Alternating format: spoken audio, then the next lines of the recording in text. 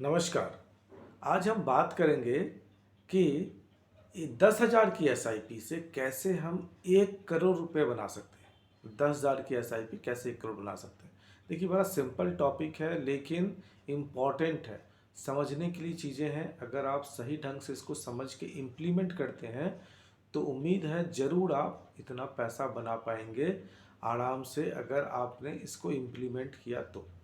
आपको करना ये है कि आपको 10,000 रुपये की एसआईपी स्टार्ट करनी है।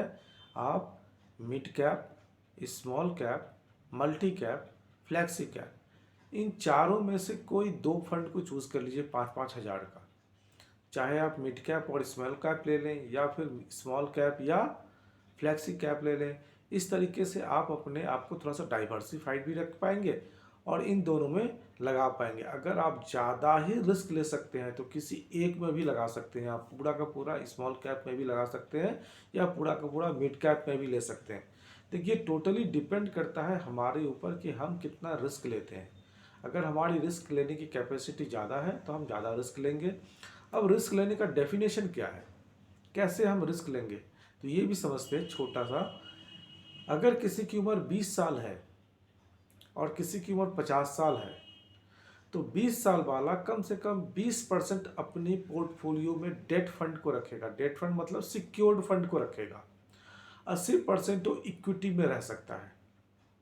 80% तो इक्विटी में रह सकता है, 20% वो डेट में रखेगा क्योंकि वो रिस्क ज़्यादा ले सकता है। अभी नया नया जॉब करने वाला है, वो ले सकता है रिस्क। अभी उसके पैसे अगर नीचे भी चले जाएंगे तो भी वो नौकरी करके उसको फुलफिल कर सकता है। लेकिन एक 50 साल का आदमी ज़्यादा रिस्क नहीं ले सकता। उसके ऊपर ज़्यादा लाइबिलिटी होती है, बच्चों की पढ़ाई लिखाई होती है, उसकी शादी होते हैं, घर का ईएमआई होता है, गाड़ी के खर्चे होते हैं, तो वो ज़्यादा रिस्क नहीं ले सकता। तो उसको क्या करना चाहिए, 50% डेट फंड और 50% इक्विटी, इन दोनों में डाइवर्सिफाइड रहना चाहिए। 50% डेट में सिक्योर्ड रहा उसका पैसा और 50% से इक्विटी से उसको इक्विटी का एक्सपोजर भी मिला, इक्विटी का फ्लेवर भी मिला उसको।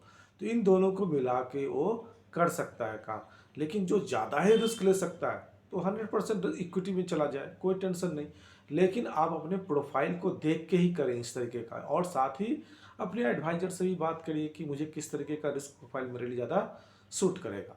अब अगर आपको रिस्क ले सकते हैं तो आप मिड कैप, स्मॉल कैप, किसी में भी आप लगाइए 10,000 रुपये की एसआईपी। अगर 12 साल से ऊपर, 15 साल से ऊपर आप अगर करते हैं तो मिड कैप, स्मॉल कैप किसी में भी करिए, कोई टेंशन वाली बात नहीं। साल, 2 साल, 3 साल आपको माइनस भी दिख सकता है लेकिन घबराने की कोई बात नहीं। ऐसा नहीं कि आप घबरा जाएं और विड्रॉ कर लें, क्योंकि जितना जितना मार्केट डिप करेगा आपके लिए उतना अच्छा है, क्योंकि आप तो एसआईपी कर रहे हैं। जितना डिप करेगा उस महीने जो परचेज होगा उसमें आपको ज़्यादा यूनिट्स मिलने वाला है। तो इस तरीके से आप अपना इन्वेस्टमेंट जारी रखें और कंटिन्यूअस 20 साल तक रखें। 20 साल तक अगर आप 10,000 रुपये की एसआईपी करते हैं तो करीब 14% का अगर ही रिटर्न मिला आपको तो कम से कम बनेगा ये 1,15,00,000। 14% के हिसाब से 10,000 की एसआईपी, वो अगर 1,15,00,000 नहीं बना, 1,10,00,000 ही बन पाया, 1,05,00,000 ही बन पाया, 1,20,00,000 ही बन गया तो कोई बुराई नहीं है। ऊपर नीचे हो सकता है रिटर्न का। हमने यहाँ पे 14% एक आपको बताया है, हो सकता है कि ये 15% हो जाए, 18% हो जाए या 12% आ जाए। लेकिन जनरली 15 साल से ऊपर का जो इन्वेस्टमेंट होता है, देखा गया है कि अगर आपने सही फंड चूज़ किया तो 15% से ऊपर का रिटर्न देने का उसके अंदर क्षमता होता है एक फंड के ऊपर, फंड का।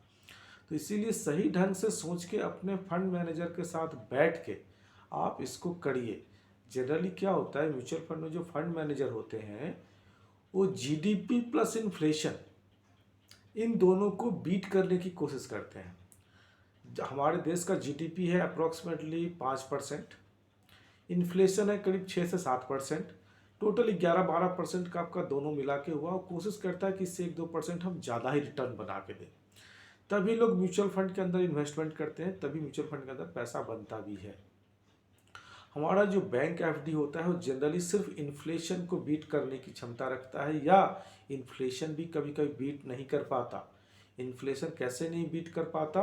इन्फ्लेशन बढ़ रहा है 7% से, आपको रेट ऑफ इंटरेस्ट जो एफडी मिल रहा है वो 6% मिल रहा है, तो आप वहाँ से उसको भी बीट नहीं कर पाते। इसीलिए काफ़ी लोग अब बैंक एफडी से हट के म्यूचुअल फंड के रूट से इन्वेस्टमेंट कर रहे हैं।